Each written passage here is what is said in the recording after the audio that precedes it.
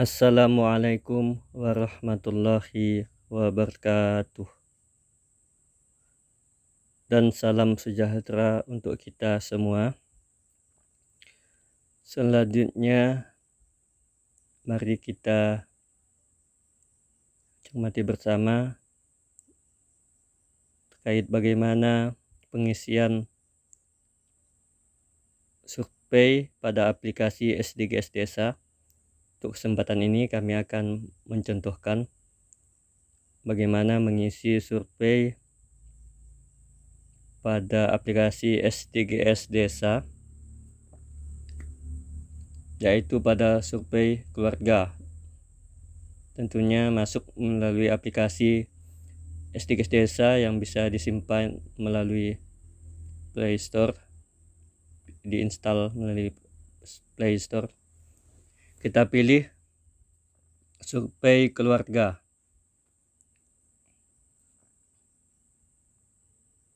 Survei keluarga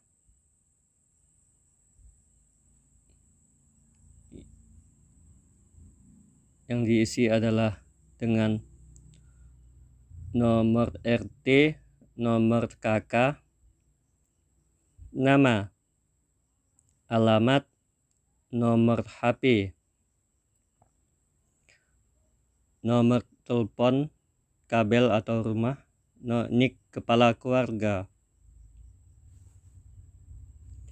tempat tinggal yang ditempati.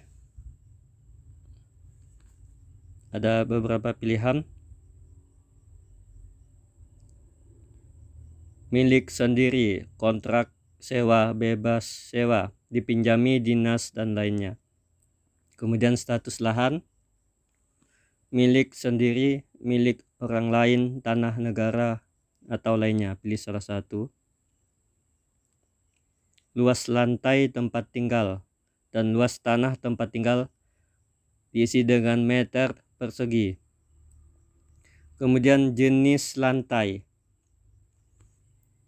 diisi dengan marmer atau granit, keramik, parket, vinil, permaidani, ubin, terel, teraso, kayu, papan kualitas tinggi, semen batu merah, bambu, kayu, papan kualitas rendah atau lainnya. Kemudian dinding sebagian besar rumah, pilihannya semen, beton, kayu berkualitas tinggi, kayu berkualitas rendah, bambu atau lainnya. Jendela, pilihannya ada, berfungsi, ada, tidak berfungsi, tidak ada. Pilihan atap, genteng, kayu jerami lainnya. Penerangan rumah, pilihannya listrik PLN, listrik non PLN, lampu minyak lilin, sumber penerangan lainnya atau tidak ada. Energi untuk masak, pilihannya gas kota, LPG, biogas, minyak tanah, batu bara, kayu bakar atau lainnya. Tempat pembuangan sampah, pilihannya tidak ada, di kebun, sungai, drainase, dibakar, tempat sampah diangkut reguler. Selanjutnya fasilitas MCK, pilihannya sendiri, berkelompok, tetangga, MCK umum tidak ada. Kemudian sumber air mandi terbanyak dari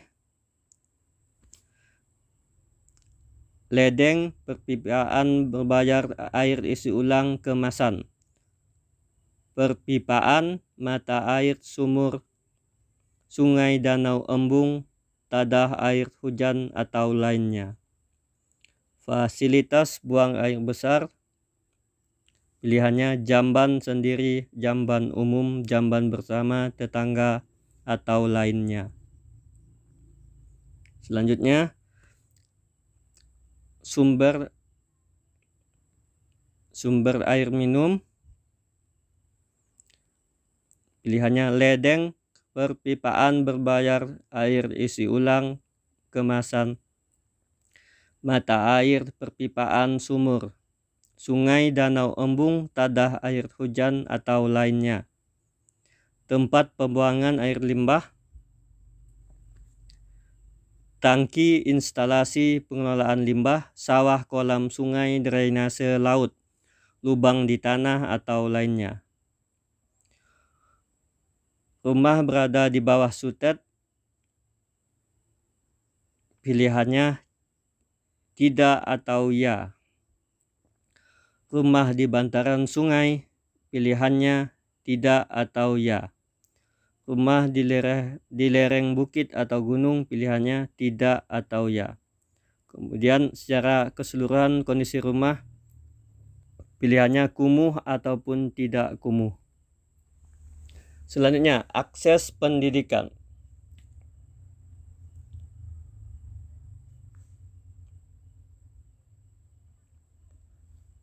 Ada banyak pilihan,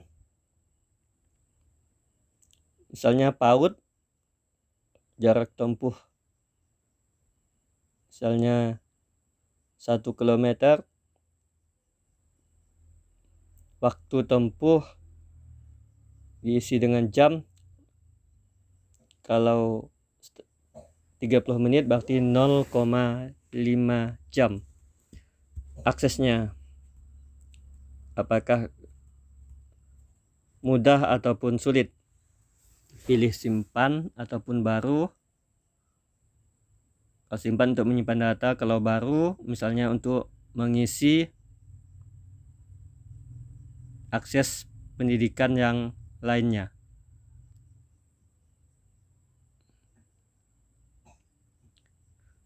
Kemudian akses kesehatan.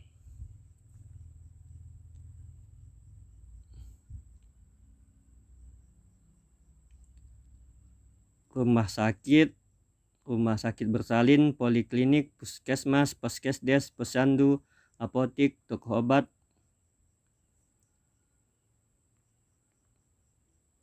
Kemudian jarak tempuh diisi dengan jarak kilometer, waktu tempuh hitungan jam, kemudian diisi dengan mudah ataupun sulit. Selanjutnya akses tenaga kesehatan. Selanjutnya pada bagian fasilitas ada beberapa pilihan: dokter spesialis, dokter umum, bidan, tenaga kesehatan ataupun dukun. Diisi satu persatu.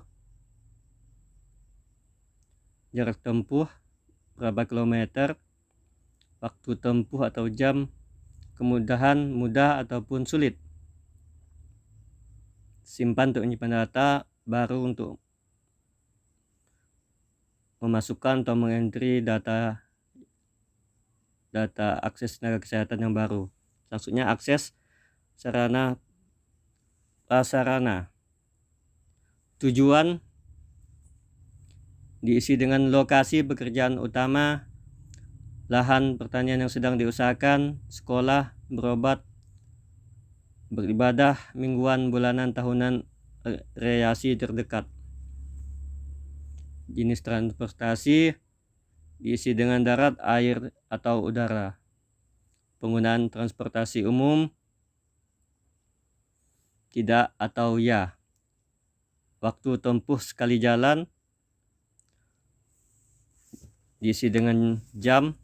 Biaya sekali jalan dihitung dengan biaya sekali jalan dalam rupiah. Kemudian kemudahan dengan pilihan mudah ataupun sulit. Selanjutnya lain-lain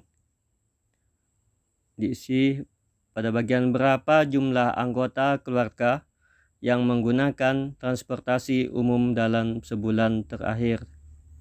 Isi dengan jumlah anggota. Misalnya dalam keluarga tersebut ada 5 yang aktif atau yang menggunakan transportasi umum dalam sebulan hanya 4, mati diisi dengan 4. Kemudian berapa jumlah anggota keluarga yang menggunakan transportasi umum pada bulan sebelumnya, diisi dengan jumlah juga. Selanjutnya, pemanfaat penerima program pemerintah, baik BLT, program Keluarga Harapan atau PKH, bantuan sosial tunai BST, bantuan presiden Banpres, bantuan UMKM, bantuan untuk bekerja, bantuan pendidikan anak, lainnya diisi dengan pilihan tidak atau ya.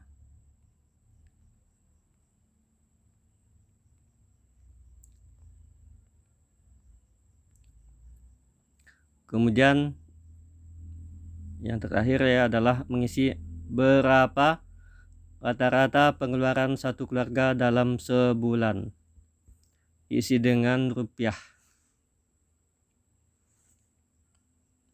Klik simpan kalau ingin menyimpan, klik baru untuk mengisi data baru untuk kakak yang lainnya.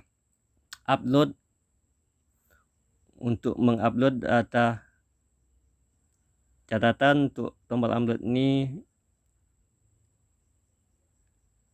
baru digunakan apabila semua data sudah lengkap.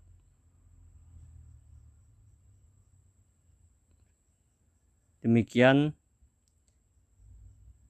yang dapat kami sampaikan yang terkait bagaimana mengisi atau mengentry kuesioner yang ada pada survei keluarga di aplikasi SDGs Desa. Semoga video tutorial ini bermanfaat bagi para pendamping desa dan kelompok kerja pendataan SDGs Desa. Kami sudahi.